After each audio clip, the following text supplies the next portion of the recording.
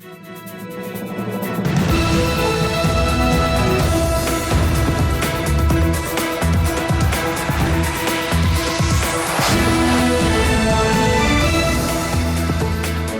good evening. This is TV7 Israel News, broadcast to you from Jerusalem. And in today's top stories, while the Islamist Hamas organization reaffirms its intention of conquering Jerusalem, Israel maintains its pressure, frustrating terror cell throughout the so-called West Bank territories.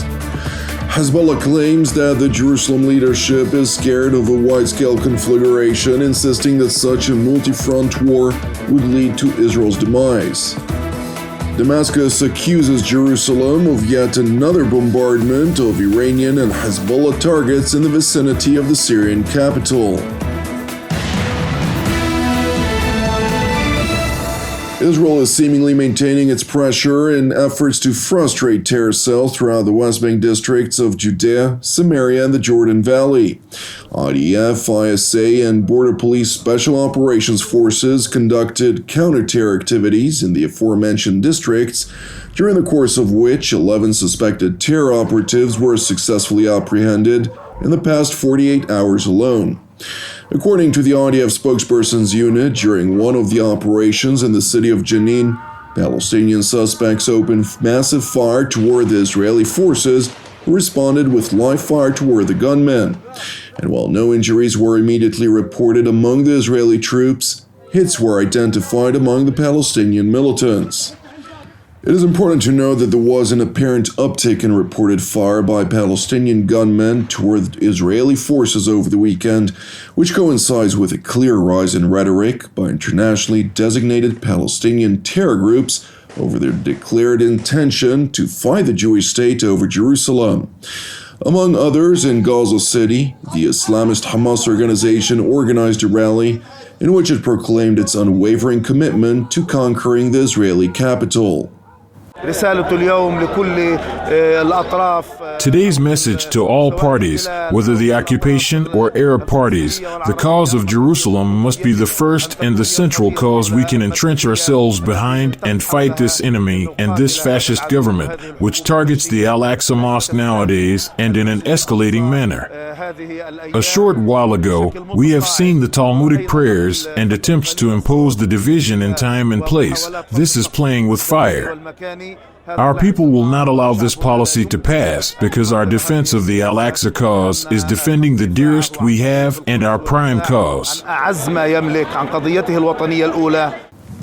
While the Islamist Hamas regularly declares its aspiration to annihilate the Jewish state despite lacking any tangible capacity to do so, last week's statements by the top security brass of Jerusalem's defense establishment, in which they broadly highlighted Israel's unwavering commitment to prevent the malign aspirations of Iran and its regional proxies, has clearly raised the level of concern in Tehran, Beirut, and elsewhere.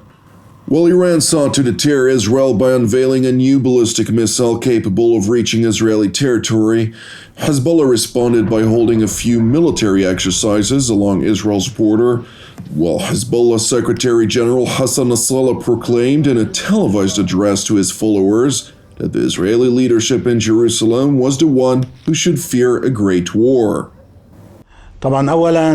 First of all, the Israelis are the ones who should fear the big war as a result of all the changes I mentioned. They are the ones who should fear the big war. Second, I want to respond to them with the same logic. I tell the enemy's prime minister, minister of war, army chief, and commanders, you have to pay attention and not miscalculate.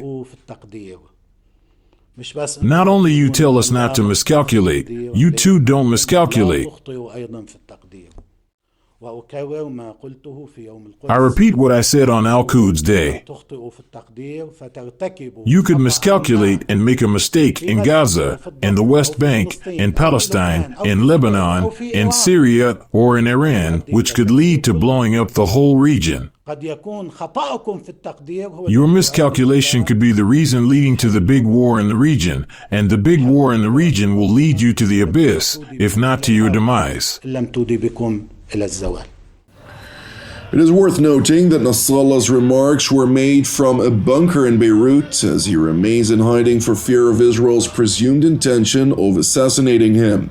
And while defense sources in Israel refer to Nasrallah's threat as an indication of panic, overnight, Israel allegedly responded to his remarks when missiles appeared over the skies of Damascus, targeting an Iranian weapons shipment, along with Hezbollah infrastructure in Rif Dimashq and Al-Hameh, northeast of Damascus City. According to the regime-run Sana news agency, the alleged Israeli strike was carried out at approximately 11:45 p.m. And while Syria's aerial defense array attempted to intercept the incoming projectiles, the missiles struck their intended targets, causing material damage. And while the Damascus regime insisted that the bombardment did not cause any injuries, the London-based Syrian Observatory for Human Rights reported on 5 Syrian casualties, as well as extensive damage to Hezbollah and Iranian infrastructure.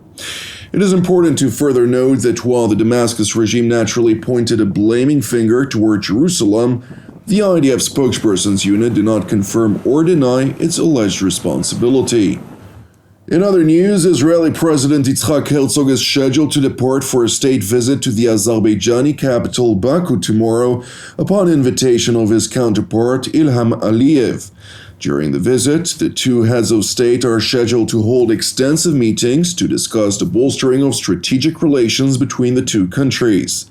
It is worth noting that relations between Baku and Jerusalem are of strategic importance for both countries, with Israel assisting Azerbaijan in a wide array of matters from health to energy, water desalination, and security-related collaboration, among others, which Azerbaijan's Deputy Foreign Minister Fariz Rezaev referred to last week during a Q&A session at the annual conference of the Institute for Policy and Strategy at Reichman University in Herzliya. Azerbaijan has been and is still a very important factor in providing for Israel's energy security. Let's start with that. Yeah. Third of our oil, for security fuel, needs, yes. And everything. That is crucial, of course, and we understand the importance and relevance of energy security these days, when a lot of supplies, a lot of deals got disrupted, cancelled due to unforeseen circumstances, sanctions, embargoes, and so on.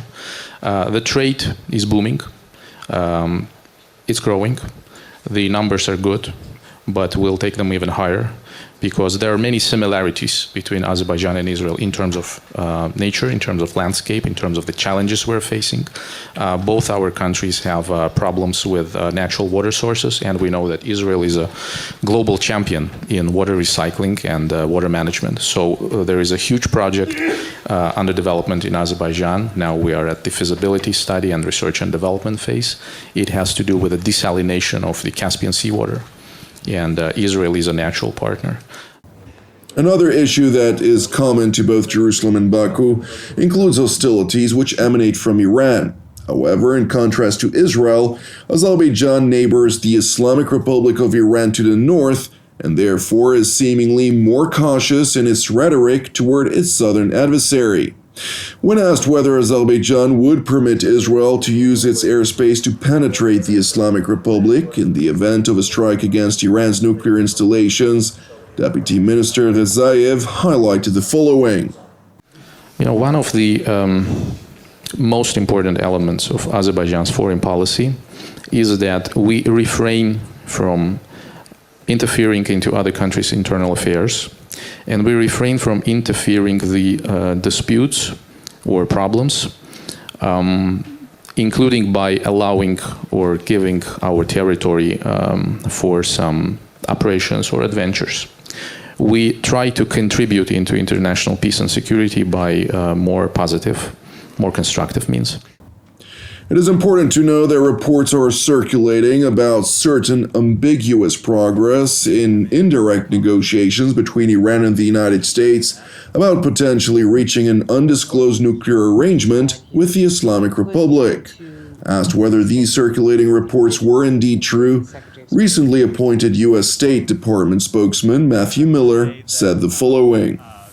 We're not going to respond to purported leaks of diplomatic conversations or rumors about diplomatic conversations, many of which have been false in the past and continue to be false. But that said, we have always said that we maintain the ability to communicate with Iran and deliver messages to them when it is in the United States' best interest to do so.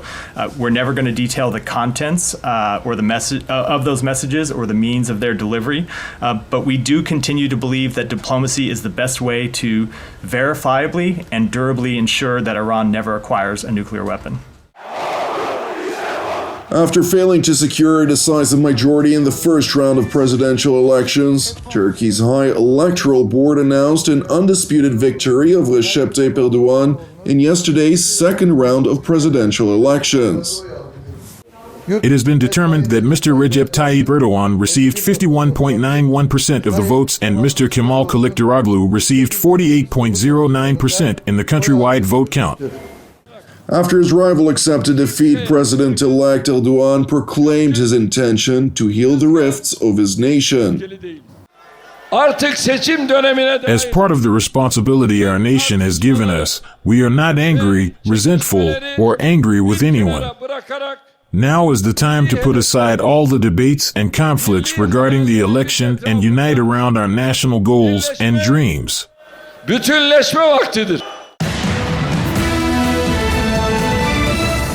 Thank you for watching TV7 Israel News. Separately, we would like to encourage you to pray for our persecuted brothers and sisters worldwide, as well as for the peace of Jerusalem and salvation of Israel. I'm Jonathan Hassan wishing you a Shavua Mevorach, and God willing, we'll see you again tomorrow at the same time.